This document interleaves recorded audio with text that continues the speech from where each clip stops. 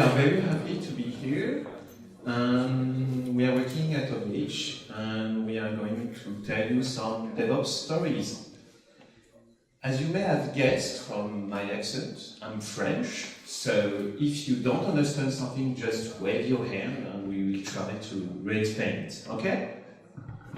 Let's get started. I'm going to introduce myself. My name is Pierre Zen. I'm an infrastructure engineer working at OVH, notably on distributed systems. What it means, I'm developing stuff and I'm doing operation on distributed systems. There is my Twitter account, my website, and back to my city, I'm trying to get involved to different events. We are organizing tech conferences, Java user group events, DevOps for Kids, and so on. Hello everyone, my name is Joël Lecor.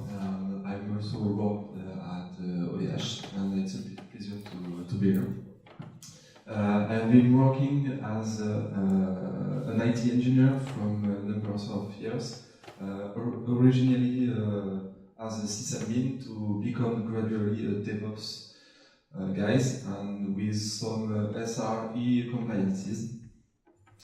Fun fact about me, I'm just a complete fan of all that is related to automation and CI/CD. Okay, so during this talk, we will quickly introduce our company, and we will speak about community and tools that we daily use. And we will speak about stories and our experience as DevOps in OVH. I guess that's me. How many of you knows OVH? Please raise your hand. Okay, nice. So, as many of you know, we are a cloud provider. We are like the alternative one to AWS, Google, Azure, and so on.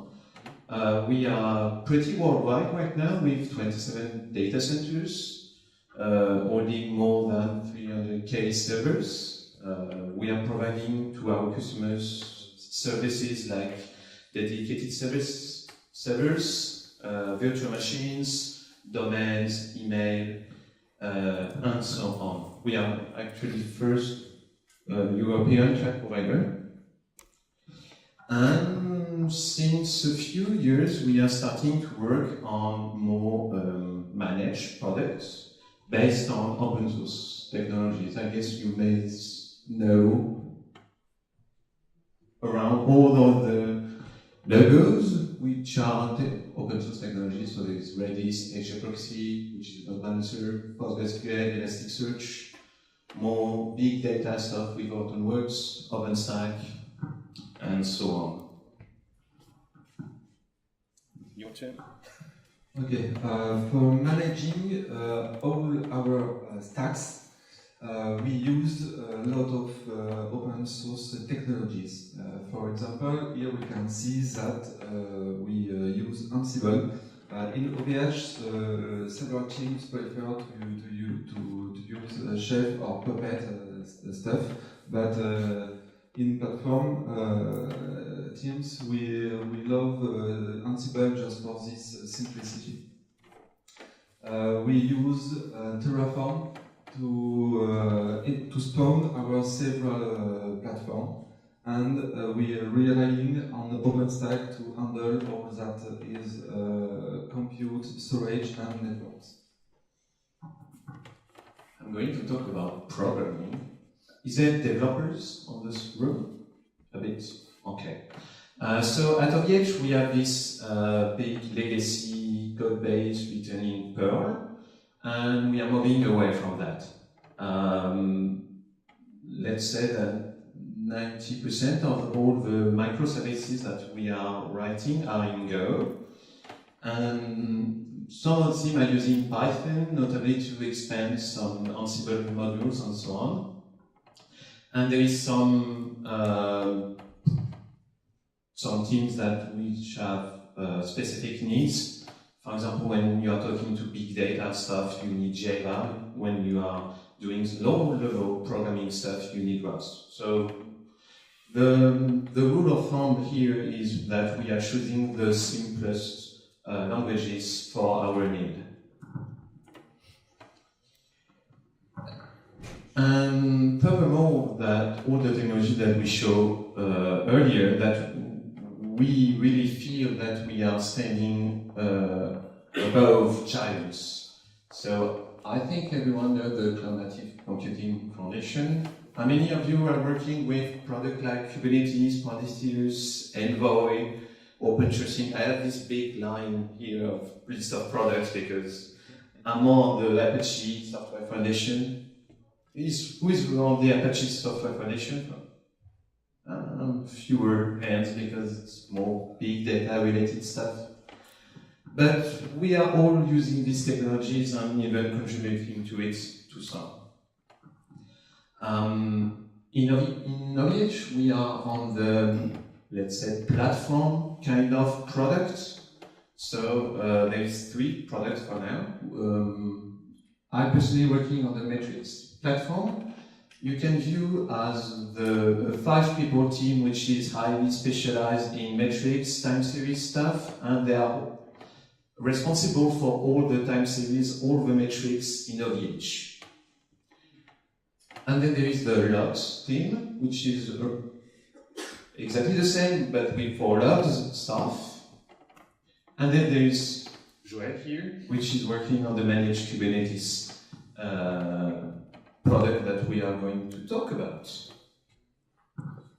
Okay, so as you may have heard, OVH has released a new product the last week, and its name is Managed Kubernetes Service. We thought that it would be a cool story to tell you how we launched it. Here you can see the number of clusters launched during the last days. Before I can guess that I think you can guess when we release our products. Before the last week, we were in beta program since 3 months. More than 600 beta testers help us to testing and improving our service. For example, we developed the load balancer features very closely with some beta testers, and we also add update policies features. This is a picture of our extended teams. Why extended? It's because at OVH we are working on same foundation and technologies.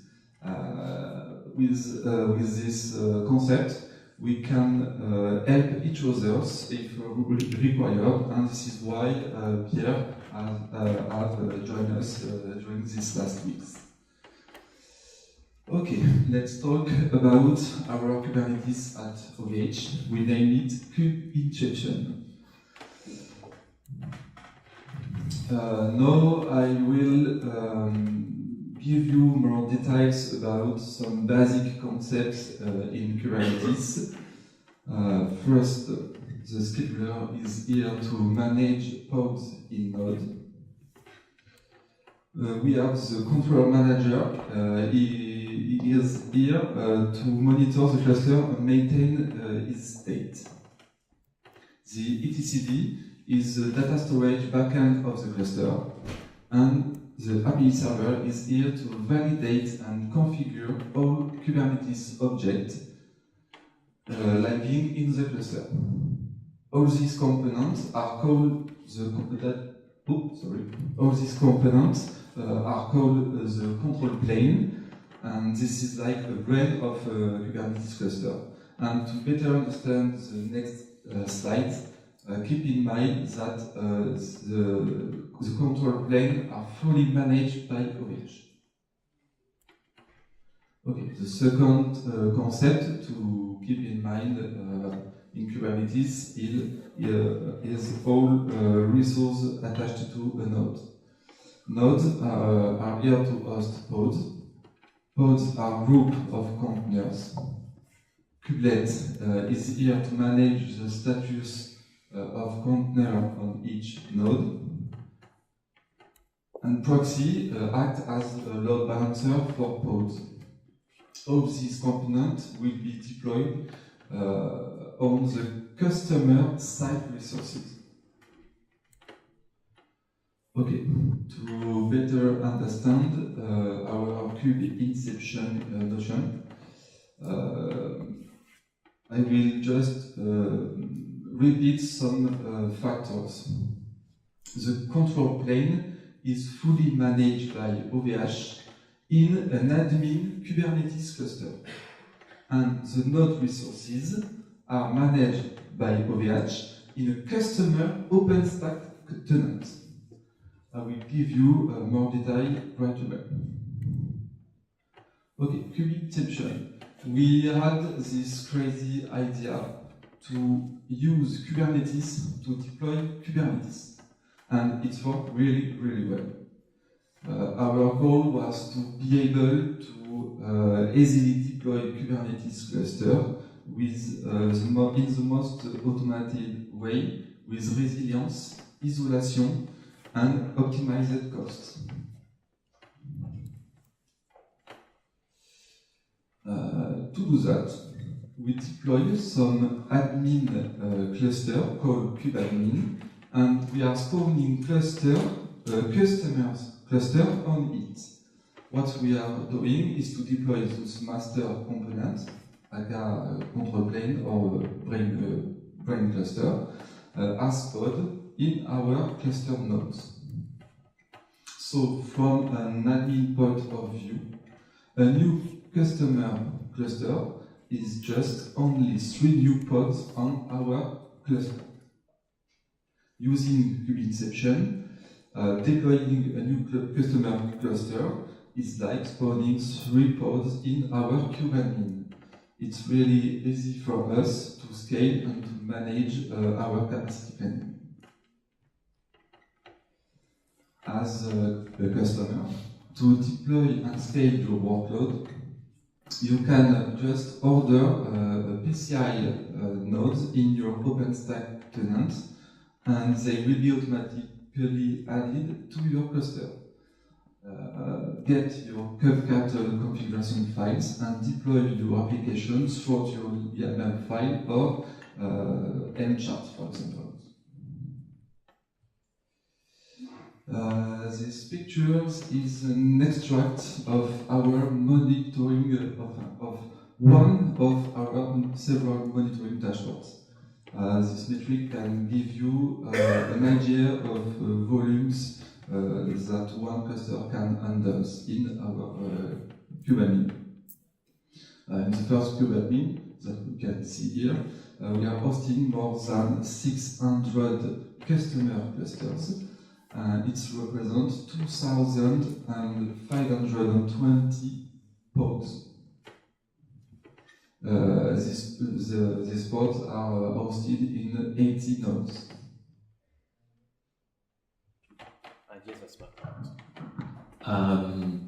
So Joel told you about how we are handling the control planes, but there is another difficulty to deploy Kubernetes, which is the etcd, like the database of Kubernetes. And it was we tried several things. The classical way, let's say, that was our first approach. It was that we have that Kubernetes cluster, so we can just start this this application, this distributed application on it.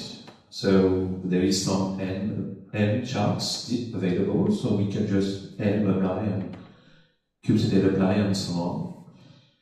But it's not handling like lifecycle of etcd. So we tried to use an operator in Kubernetes Operator is something that is helping you deploy more advanced applications on Kubernetes. Think something like etcd, Kafka, and so on, Zookeeper.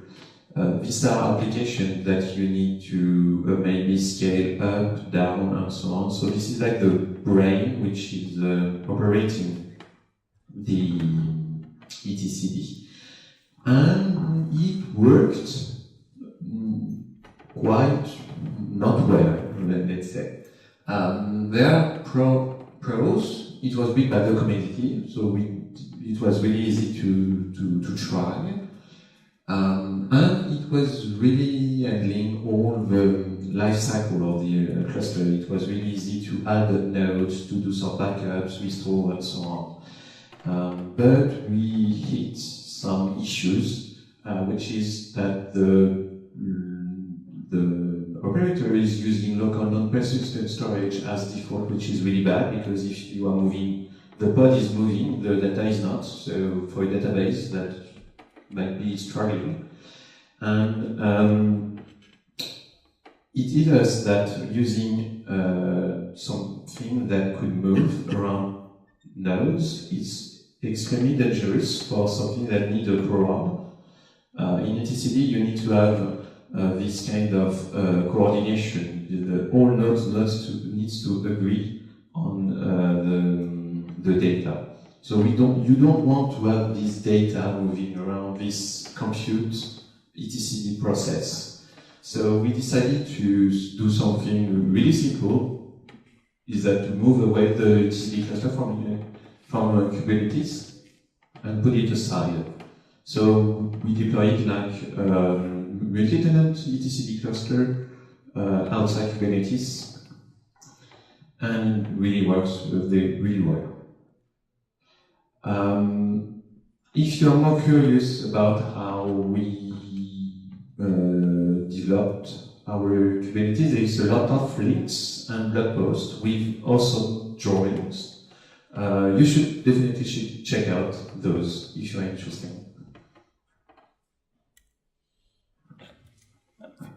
Okay, little more information about our CI/CD tools. We use an open source tools named CDS, and it is currently developed by OVH teams. We use it, for example, to execute our end-to-end test, or to run a CNCF validation standard compliance. It is needed to renew our certification. Okay, to daily operate our Kubernetes, we are massively using metrics and log data platform to gain observability. I just would like to say thanks to this team who work on this product as peers and metrics and logs guys. Thank you, Joël. Now I'm going to talk to you about what we are doing at Metrics. Metrics is a product, it's a cloud-based time series platform that is heavily used in OVH. It responds to a need that was how to monitor all the servers in a managed way in OVH. So how does it work? You push data points to us. We are responsible to handle them and make it available for query and analytics. You can also use metrics for IoT devices, because time series are really fitted for IoT domain. And you can run analytics queries in an automated way. How many of you are working with things like Prometheus, InfluxDB, and so on? Okay, so most of the room. In OVH, we had a lot of teams, So we didn't want them to change their collectors, their monitoring stuff, and so on. So we decided, hey, let's support them all.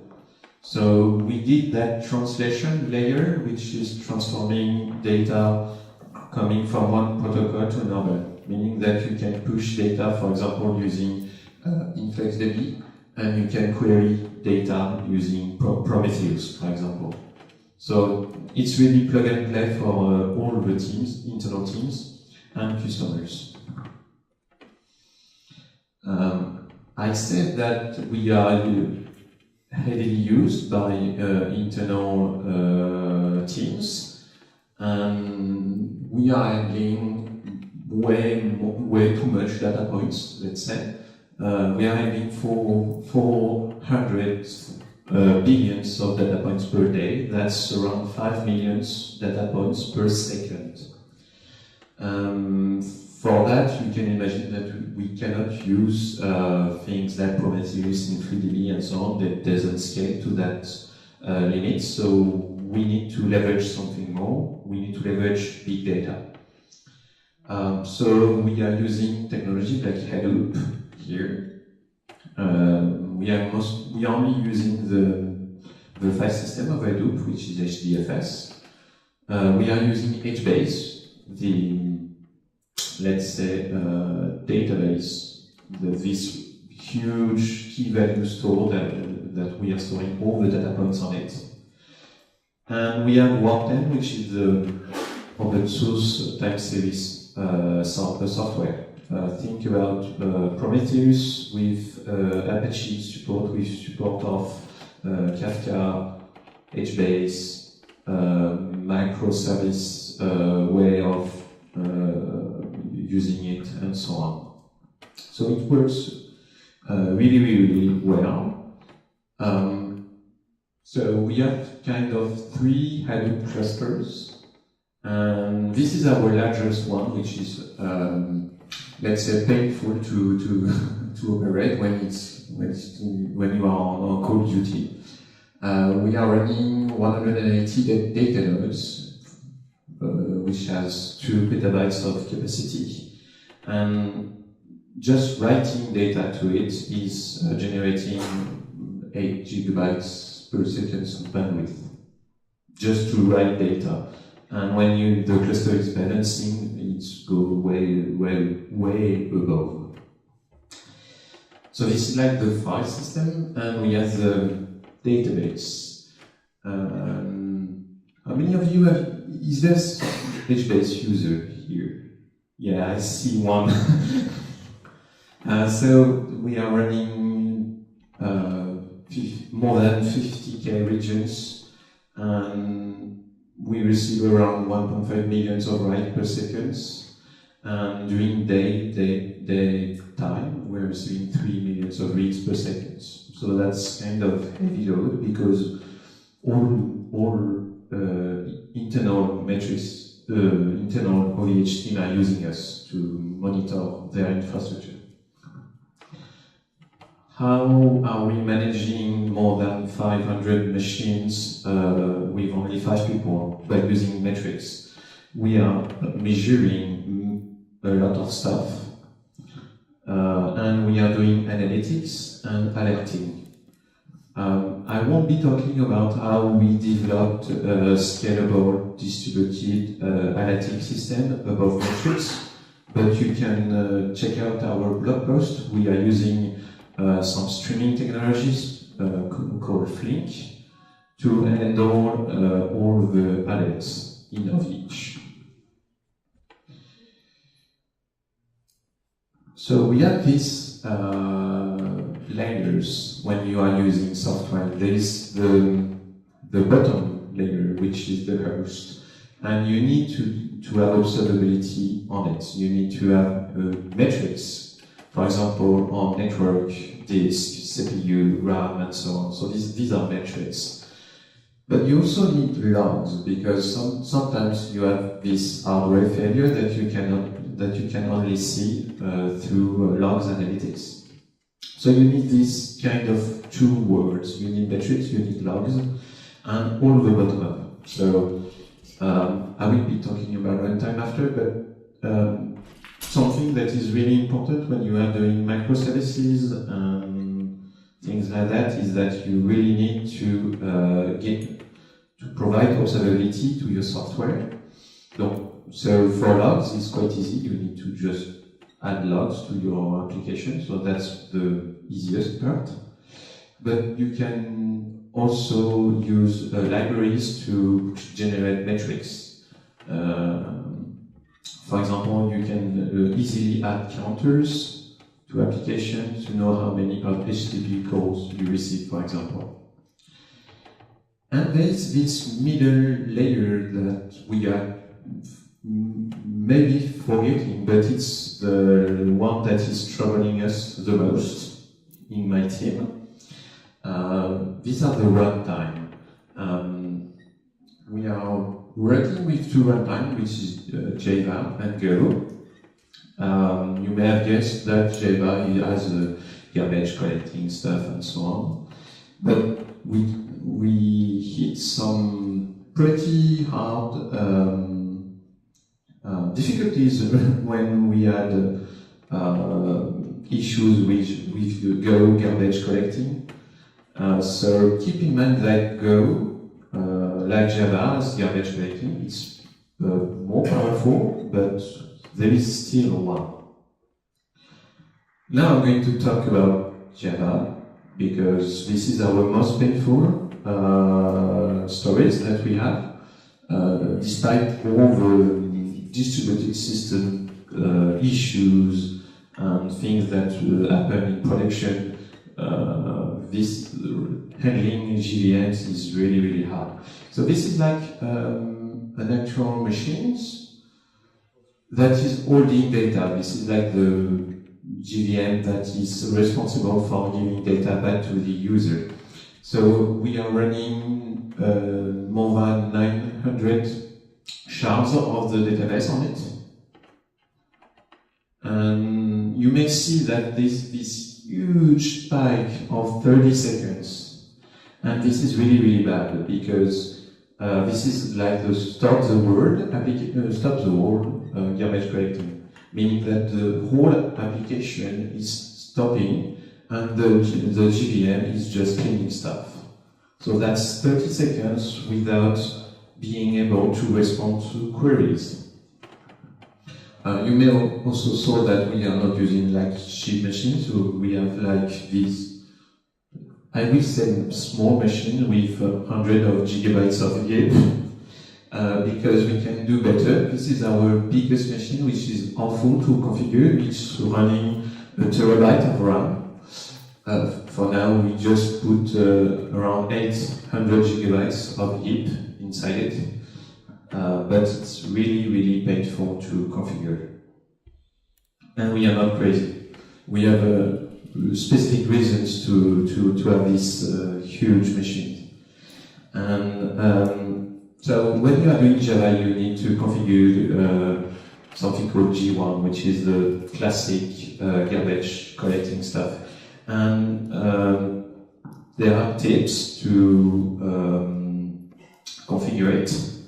But there is no tips above 80 gigabytes. And you are just left alone, and you need to figure out how to configure it. And you just define that there is a lot of options, not badly documented, and you don't know how to use them. So it's just like hack and retry. So this is a picture of the JVM, which is 1 terabyte of RAM, and this is related to one machine, meaning that I cannot put this configuration on another hardware and on another application. So we spend way too much time trying stuff, and we did that because we have observability on all the layers, so we see all the impact. But there is hope. JDK 11 introduced a new garbage collecting, which is called ZGC, which has pretty much promises which are really interesting. The post time do not exceed 10 milliseconds, and the garbage collecting will not increase with FIP.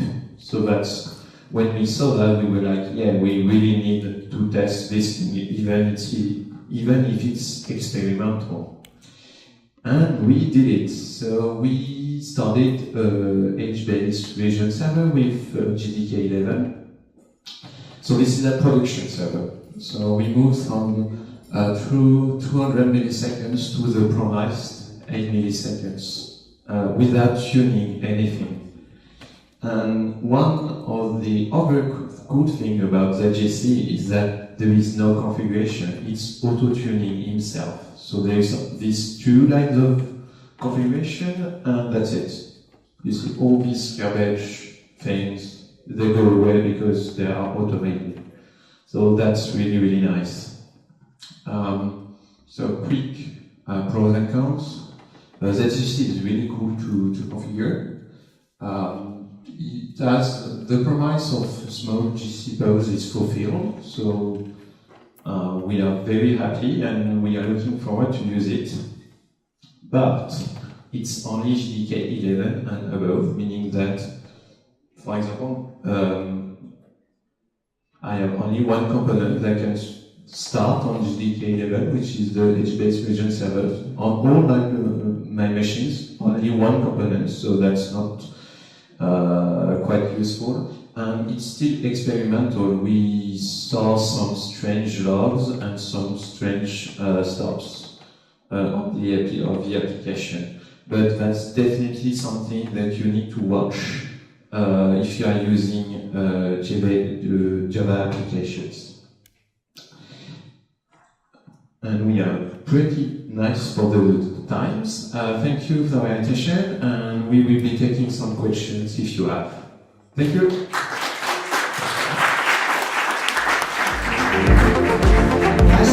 Yes,